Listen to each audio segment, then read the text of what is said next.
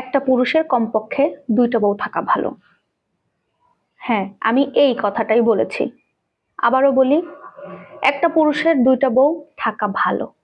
শুধু আমার কথাটা শোনার পরেই ভেবে নিয়েন না যে আপনাদের আপু পাগল হয়ে গেছে, উল্টাপাল্টা কথা বলতেছে। একটা পুরুষের 2টা বউ কিভাবে ভালো হইতে পারে? হুম সাধারণভাবে কিন্তু এটাই আমাদের মনে আসে যে একটা পুরুষের 2টা বউ কেমনে ভালো হয়, এটা তো আরো অশান্তির কারণ।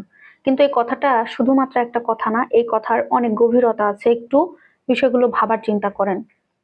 আমাদের সমাজে 2 ধরনের পুরুষ ঘুরে বেড়ায়। ঠিক আছে, 2 ধরনের পুরুষ ঘুরে বেড়ায়। প্রথম যে পুরুষের কথা বলবো, এক ধরনের পুরুষ মনে করেন যে ঘরে বউ আছে, কোনো কারণে বউর সাথে বনিবনা হচ্ছে না, বা ভাল লাগছে অন্য একটা মেয়েকে, হইতে পারে, মানুষের মন ডাইভার্ট হইতে পারে। যাদের ইচ্ছা নাই বিয়ে করার তাদের কথা এখানে কিন্তু আসতেছে না। যারা ইচ্ছা করতেছে যে ওই মেয়েটাকে আমার ভাল লাগতেছে, আমার ঘরে বউ আছে, তারপরে আমার ওই মেয়েকে দরকার, এরকম মন মানসিকতা যাদের, তারা দেখা গেল কোনো কারণে ঝগড়া করে হোক বা বউয়ের থেকে পারমিশন নিয়ে হোক বা বলে কয়ে হোক বিয়েটা করে নিয়ে 2টা বউকে নিয়ে একসাথে সংসার করছে। হুম কিংবা ডিভোর্স হওয়ার পর আরেকটা বিয়ে করছে। যাই হোক, বেশিরভাগ ক্ষেত্রে একটা বউ রেখে আরেকটা বিয়ে করলেই এই কথাগুলো বলা হয়। বউকে নিয়ে আসছে, 2টা বউ নিয়ে তারা সংসার করছে। এই ক্ষেত্রে কিন্তু আমাদের সমাজের লোকজন ওই পুরুষের দিকে আঙ্গুল তুলবে, বলবে ওই লোক খারাপ, দুশ্চরিত্র, লম্পট, বউদেরকে অত্যাচার করে। ভালো চরিত্রের লোক হইলে কখনো বউকে রেখে আরেকটা বউ নিয়ে আসতো না। এ ধরনের কথা বলে তাকে দমিয়ে ফেলা হয়। কিন্তু পাশাপাশি আরো এক ধরনের পুরুষ আমাদের সমাজে ঘুরে বেড়ায়। তারা কি করে জানেন? তারা ঘরে বউ রেখে বাইরে আরো 10টা নারীর সাথে পরকীয়ার সম্পর্ক করে বেড়ায়। কিন্তু এই ক্ষেত্রে এসে আমাদের সমাজের মানুষ কিন্তু ওই পুরুষটার দিকে কোনো আঙ্গুল তোলে না, বরং তাকে আরো বুক ফুলিয়ে রাস্তা দিয়ে হেঁটে যাওয়ার ব্যবস্থা করে দেয়।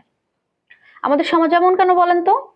ঘরে বউ রেখে যদি সে আরেকটা মেয়েকে বিয়ে করে 2টা বউকে সম্মানের সাথে সংসার করে, এইটা দুশ্চরিত্রের কাজ, লম্পটের কাজ।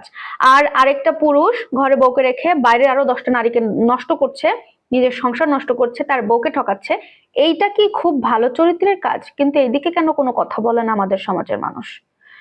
এই যে পরকীয়ার নেশা, এটা কিন্তু মারাত্মক নেশা।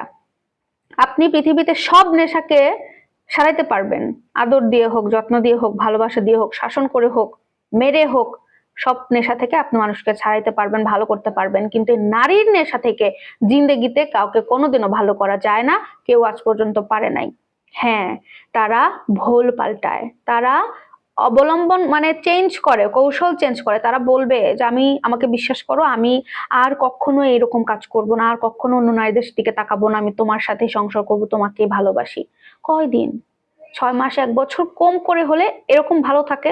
তারপরে যে কাজ করতো ওই কাজগুলোই বারবার করে, শুধুমাত্র তারা কৌশলটা চেঞ্জ করে যেন তারা ধরা না পড়ে। এইভাবে তারা আবারও পরকীয়া করতে থাকে। কিন্তু এই যারা পরকীয়ার সংসারে রয়েছে, এই যে জানে একটা মেয়ে যে তার স্বামী পরকীয়া করতেছে, কিছু কিছু নারী জানার সাথে সাথে ডিভোর্স দিয়ে চলে যায়। আর কিছু নারী সন্তান হয়ে গেছে, সন্তানের মুখের দিকে তাকিয়ে ওই লম্পটের সাথে সংসার করে। আবার কিছু নারী ভাবে আমার বাপের বাড়ির অবস্থা ভালো না, এখন যদি ডিভোর্স করে চলে যায় লোকে কি বলবে, নানান চিন্তা ভাবনা করে তারা সংসার করে। কিন্তু ওই সংসারে বিশ্বাস থাকে না, কোনো ভালোবাসা থাকে না, শুধু দেহটাই থাকে। এই পরকীয়ার কারণেই বলা হয়েছিল যে একটা পুরুষের 2টা বউ থাকা ভালো, অন্তত 10টা নারীর সাথে তো লম্পটগিরি করে বেড়ায় না। হ্যাঁ, বউ নিয়ে সম্মানের সাথে সংসার করে। আমার এটাই ছিল কথার যৌক্তিকতা। আশা করি আপনারা বুঝতে পেরেছেন। আর যারা বিয়ের কথা চিন্তা করে না তাদের কথা কিন্তু আলাদা, তাদের কথা কিন্তু এখানে আসেনি। আপনাদের মতামত জানাতে পারেন।